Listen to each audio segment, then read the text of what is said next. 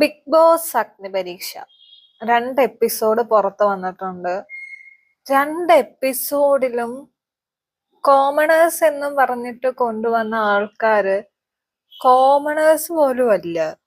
ഒന്നിക്കിൽ miss India അല്ലെങ്കിൽ അതുപോലെയുള്ള ഏതെങ്കിലും കോണ്ടസ്റ്റിൽ മത്സരിച്ച ആൾക്കാര്, അല്ലെങ്കിൽ സോഷ്യൽ മീഡിയയിൽ ആക്റ്റീവ് ആയിട്ടുള്ള ആൾക്കാര്, അതോ അല്ലെങ്കിൽ RJ.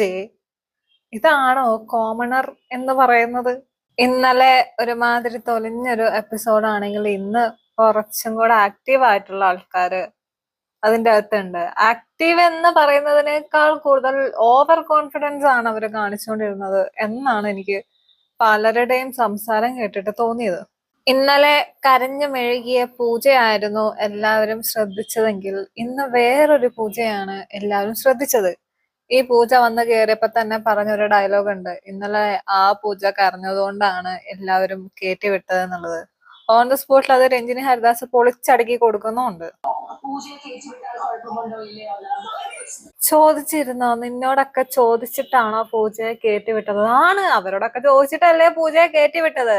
അപ്പൊ ഒരു കുഴപ്പവും ഇല്ലാതിരുന്ന ഒരു വ്യക്തി ഇന്ന് വന്നിട്ട് കരഞ്ഞു മെഴുകിയതുകൊണ്ടല്ലേ നിങ്ങൾ കയറ്റിവിട്ടത് എന്ന് പറയുമ്പോ അവർ മിണ്ടാണ്ടിരിക്കൂ.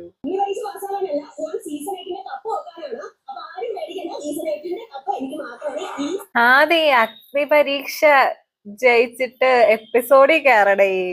ഓവർ കോൺഫിഡൻസ് വന്നിട്ട് പൂജ ഒരു ഡയലോഗ് അടിക്കും, അതിന്റെ പിറകെ വന്നവനും പോന്നവനും എല്ലാവരും ബോധമില്ലാതെ കിടന്ന് ഡയലോഗ് അടിക്കുക. ഈ അഗ്നിപരീക്ഷ എന്ന് പറഞ്ഞ സാധനം കടന്ന് ജയിച്ചിട്ട് അപ്പുറത്ത് പോയാലല്ലേ കപ്പ് കിട്ടത്തുള്ളൂ. ആദ്യം ആ ഇതിലോട്ടെങ്കിലും നിങ്ങൾ കേറിപ്പറ്റ്.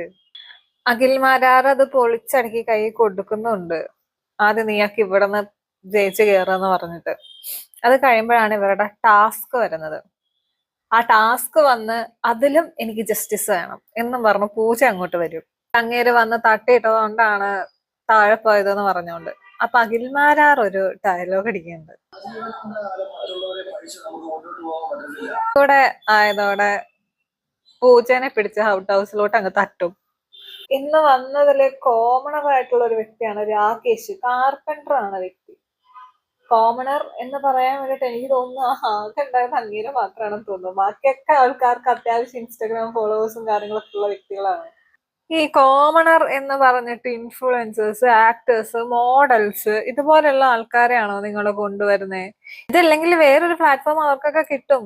കോമണർ ആയിട്ടിരിക്കുന്ന ആൾക്കാരെ കോമണർ എന്ന രീതിയിൽ കൊണ്ടുവരണം. അതായത് സാധാരണക്കാരായിട്ടുള്ള മനുഷ്യര്. ഈ കൊണ്ടുവന്നതിൽ ആകെ കോമണർ ആയിട്ടുണ്ടായിരുന്നത് ആ രാകേഷ് മാത്രമാണെന്ന് തോന്നുന്നു. ബാക്കിയൊക്കെ ഇൻഫ്ലുവൻസേഴ്സ്, മോഡൽസ്, ആ കാറ്റഗറിയിൽ പെട്ട ആൾക്കാരാ.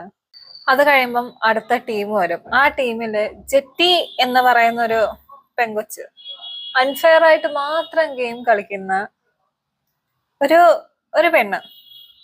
പക്ഷെ അതൊക്കെ ഈ ജഡ്ജായിട്ട് ഇരിക്കുന്ന ആൾക്കാര് പൊളിച്ചടക്കി കൈ കൊടുക്കുന്നുണ്ട്. അത് കഴിഞ്ഞിട്ട് അടുത്ത ടീം വരുമ്പം അഖിൽമാരാറ് ചോദിക്കുന്ന ഒരു ചോദ്യമുണ്ട്. നിലപാടിന്റെ അർത്ഥം പറഞ്ഞു കൊടുക്കാൻ. നിലപാട് എന്ന് പറഞ്ഞ സാധനം അടുത്തൂടെ പോയിട്ടില്ലാത്ത ഒരാളാണ് നിലപാടിന്റെ അർത്ഥം ചോദിക്കുന്നത്. യോഗ്യത, ഭയങ്കര യോഗ്യതയാണ്.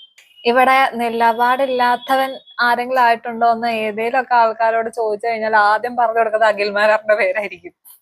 അവര് വന്നു, അവരുടെ അടുത്ത് ഗെയിം കൊടുത്തോണ്ടിരുന്നത് പേപ്പർ ഊതിയെടുക്കുക എന്നുള്ള ഗെയിം ആയിരുന്നു. അതിലൊരു പെൺകുട്ടി ജയിച്ചു, അവൾക്ക് പെൻഡന്റ് കൊടുത്തു. ഇതൊക്കെയാണ് ഇന്നത്തെ എപ്പിസോഡിൽ നടന്നത്. കോമണറായിട്ട് കുറച്ച് കോമൺ ആയിട്ടുള്ള പിള്ളേരെങ്കിലും വിളിച്ചോണ്ട് പോവാ ബിഗ് ബോസ്. ഇതൊരുമാതിരി പണിയായിപ്പോയി. ശരി എന്നാ.